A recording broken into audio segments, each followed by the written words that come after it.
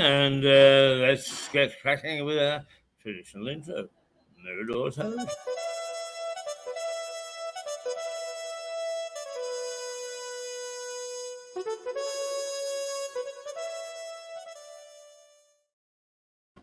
There we are. We're back again, and we've got Liza coming up in about 15 minutes.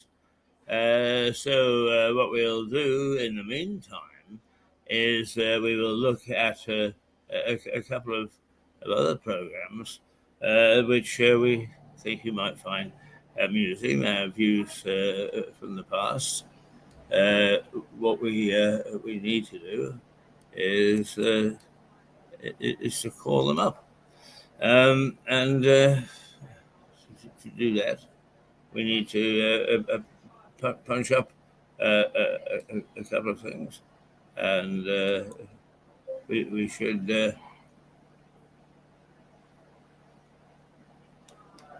with any luck at all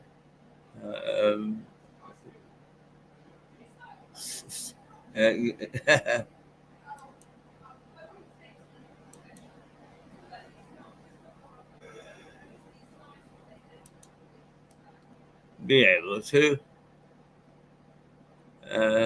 Now, much is thought about artificial intelligence, but our gal Rosie Hayes was one of the first to cover it. And there's this nice little vignette that she provided about a year ago or 2 years ago. I thought that might amuse you, since it's all the rage, artificial intelligence. Let's... How's this for a first? A robot has been employed as a waitress at the tea rooms and restaurants in Cobham, Surrey. She has enthralled all the customers. Her name is Teresa. She's very friendly, efficient, and they love her. She has built up a terrific fan base in the area. Take a look.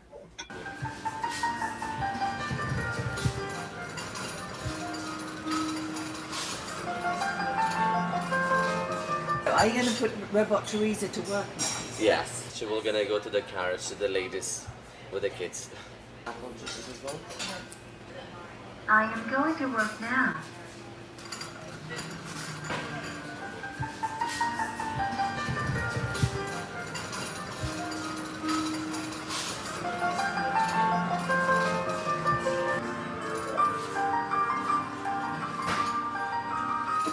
Hello, here is your dish.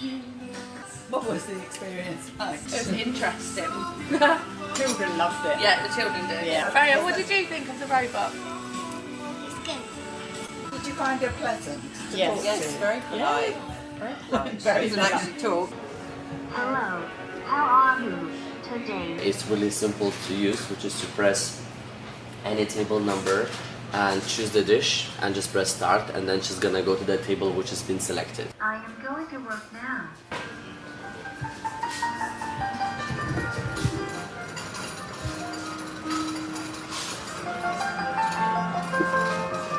Hello, here is your dish. Please take it away from my tray. You wanna touch the red hand, so it will move now. The red hand? Yeah, it's on each side. I am going back to work now.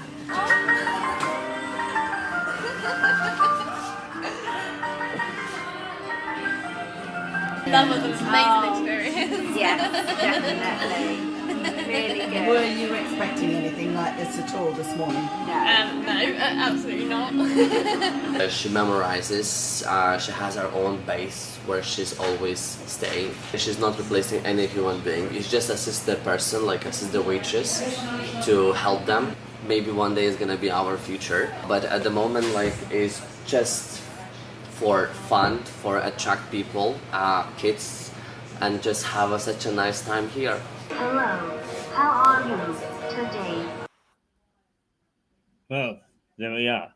It's a bit of an abrupt ending, but nonetheless, there is artificial intelligence at work. Now, the other little snippet that we thought is we played this before. It was done by a couple of students, but one of the local characters, not widely known. If you go out into the street and say Mad Jack Fuller, only a few people will know who you're talking about. But Mad Jack was very much part of this scene, and a very, very colourful character.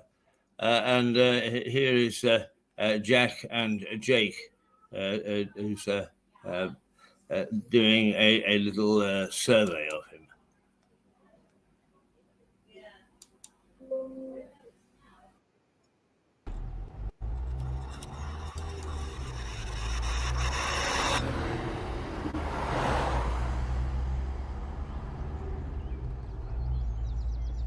I always find it strange how two people can experience and view a place in completely different ways. Jack Fuller was born into money, and at the age of 20 he moved to Brightling in East Sussex after inheriting land and a fortune from his uncle Rose. At the age of 22, Fuller became the Member of Parliament for Southampton. Fuller lost his seat after a vicious row over his support for slavery. This was the time when he began to focus more on his estate and his love of combining art and science. I moved down from Glasgow to Sussex when I was 9 years old, and that would be in 2003. I first saw the Follies when my granddad was driving me through Brightling, and I remember looking at them and just asking him what these strange buildings were.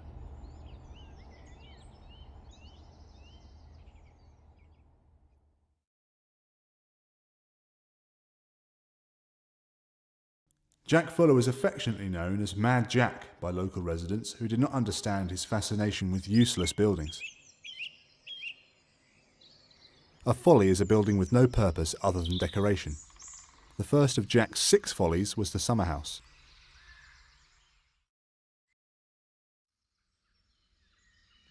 Jack was a keen gambler, and he entered into a wager that he could see the spire of Dallington Church from his window. Upon realising that he was mistaken, he quickly constructed the sugarloaf to very effectively mimic the church spire.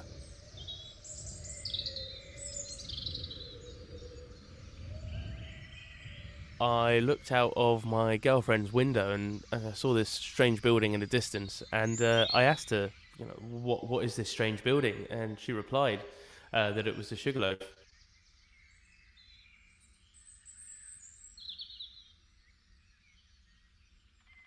The first time I went, I remember I took my girlfriend there and I gave her a love letter.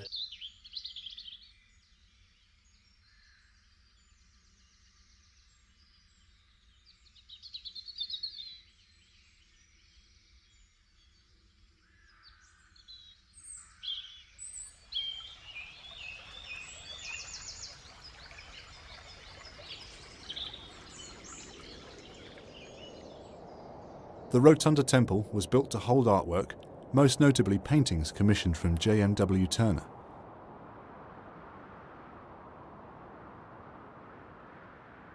Jack was a philanthropist, and during an economic depression he hired hundreds of local labourers to build a huge wall around his estate.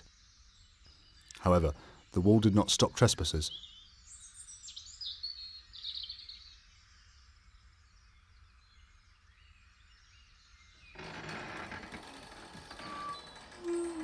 We all thought the temple was full of art, and I was a bit shocked to find out that there was none. All I found when I first went in was graffiti left from the Canadian Air Force that was stationed on the estate during the Second World War.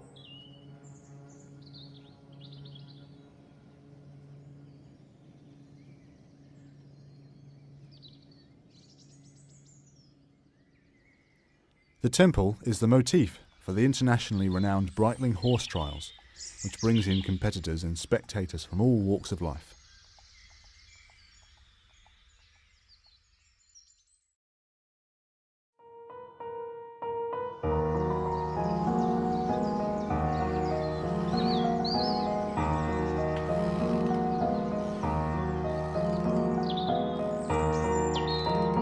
The Hermit's Watchtower was built so that Jack could survey his land and have views of the sea.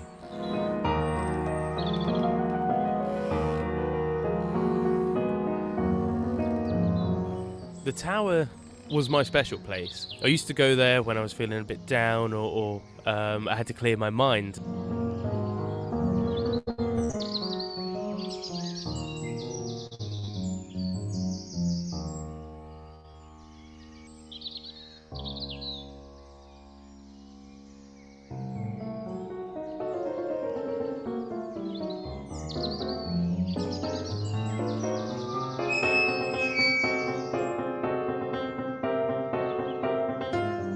As you go up the stairs, on the right-hand side, my girlfriend's initials are still there. Mine, well, are not there anymore.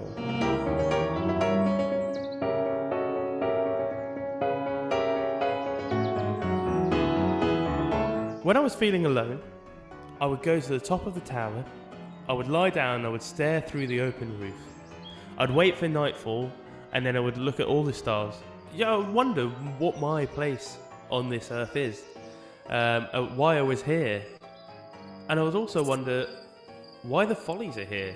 And you know, it dawned on me that the Follies aligned almost with the stars, and it feels like some of them are there to replicate Orion's belt, others are there to, you know, to be individual stars, like the observatory would be Betelgeuse.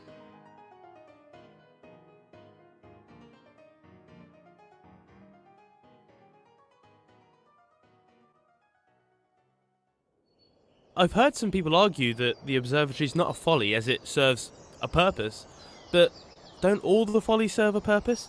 They serve our local history, our culture. When I first came to Sussex from Glasgow, I was such an outsider. People had no idea what I was saying, and I had to get something to point me in the right direction.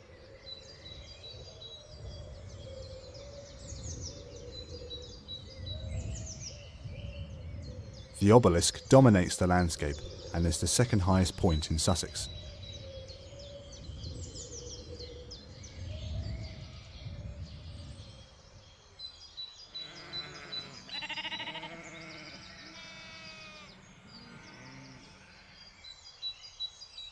I remember looking up at the needle and realising that it pierces the vast, uninterrupted sky.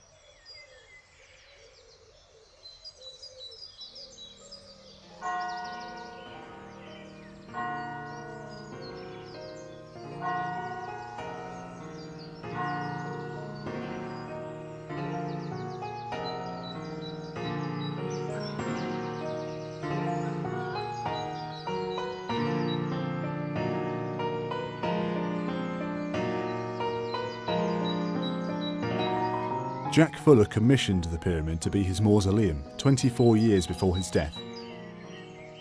This immense structure draws attention away from the Thomas à Becket church, in whose graveyard it stands.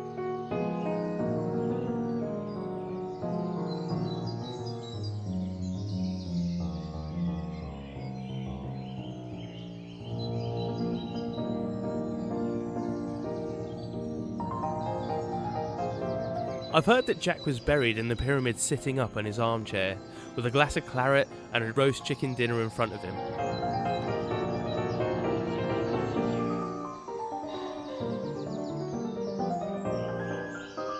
The Follies are all focal points, but don't let them fool you. Their place in the landscape belies their size and their distance. In the beginning I was hungry to consume them, and I had rushed to each one in turn. But a short distance turned into a mile, a run into a trek. At last, I grew to love the surroundings and adopted the Follies as guides rather than destinations.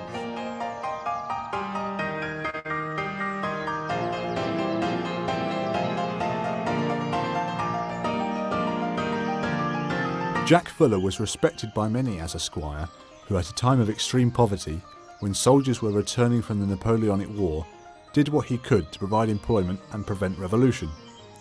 He was ridiculed by others for his views on slavery and his obsession with erecting follies while people were going hungry.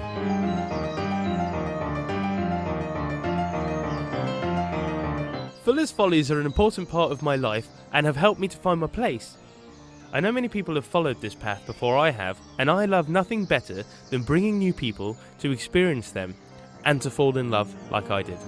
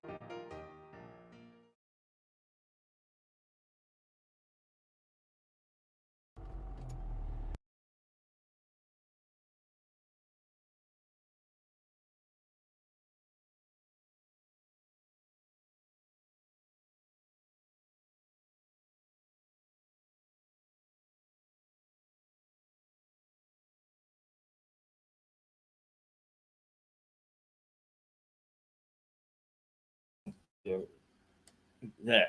That Mad Jack Fuller, a character, and his name appears all over East Sussex.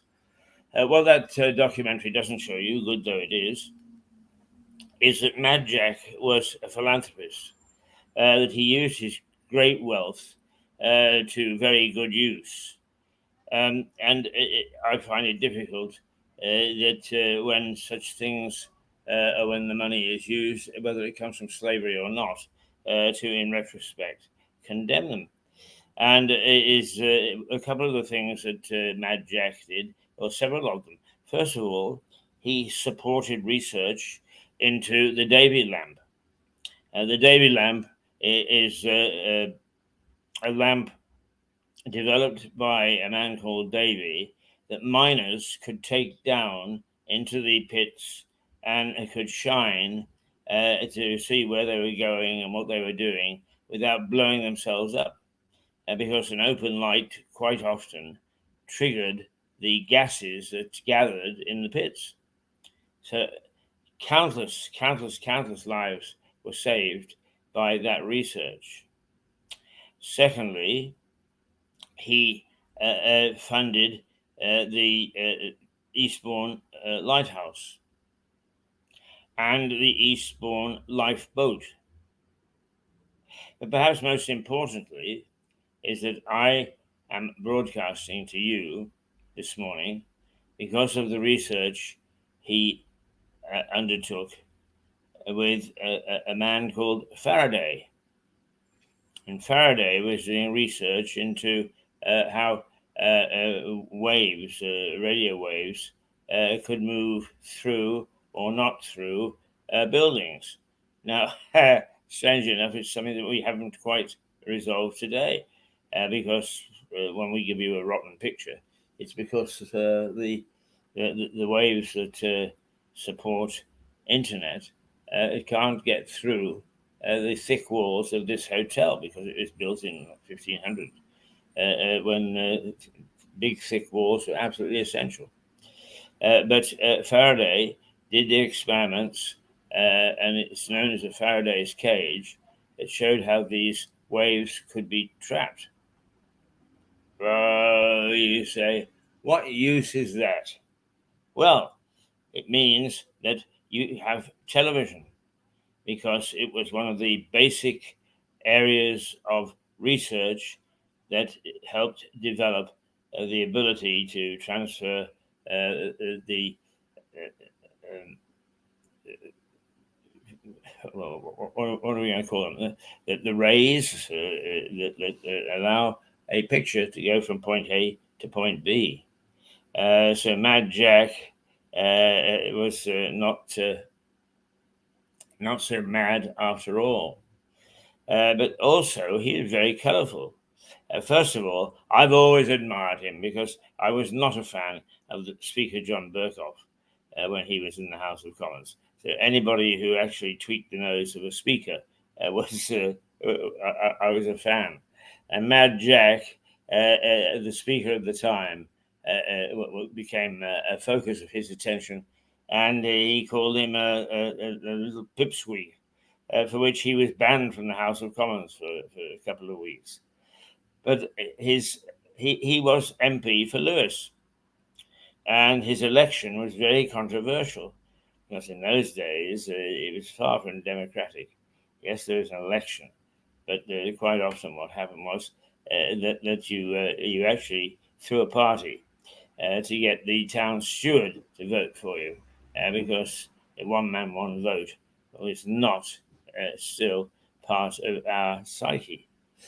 And Mad Jack, he said that he'd won the election, and his opponent said he'd won the election, and they took up a stance.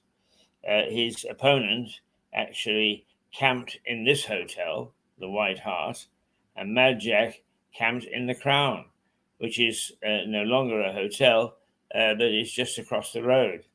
And they had a fight, not fisticuffs, but throwing cabbages and various bits and pieces at one another, and it was a right old punch up.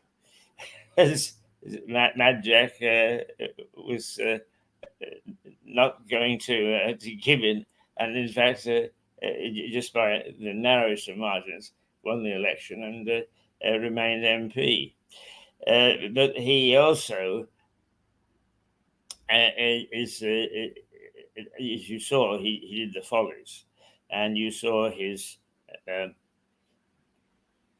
You saw his grave, or his monument, if you like, in the pyramid in Breitling Church. I've been to it. I haven't been in it. Very difficult to get into it. I've been to it, and it still stands there.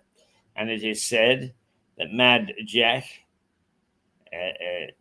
he sits there with cards in his hand and his bottle of claret nearby, and waiting against the day that he could be resurrected. And I've got a tendency to think that he is still there, because you can see in the hedgerows at Breitling churchyard, you can see the discarded claret bottles, and they can come from nowhere else than from the pyramid in which Mad Jack is said to be sitting, cards in hand. So there you go. Believe what you want. But I like to think that Mad Jack is still there in all his glory. He was 22 stone when he died, and he was said to be upset that he got the epithet Mad Jack. He preferred it just to John. Another little side issue is when I first researched Mad Jack, I discovered that his parents were married on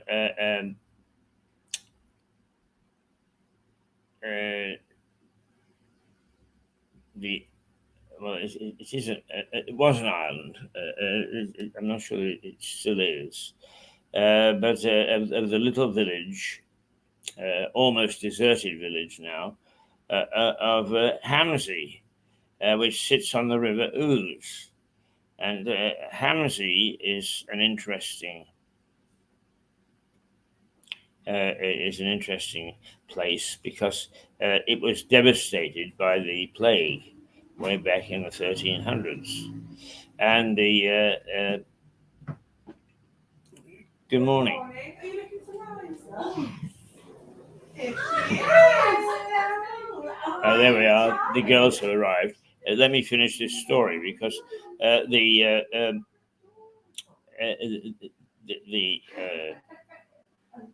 village is now, even to this day, virtually deserted. And the reason being is that the population were devastated by the plague.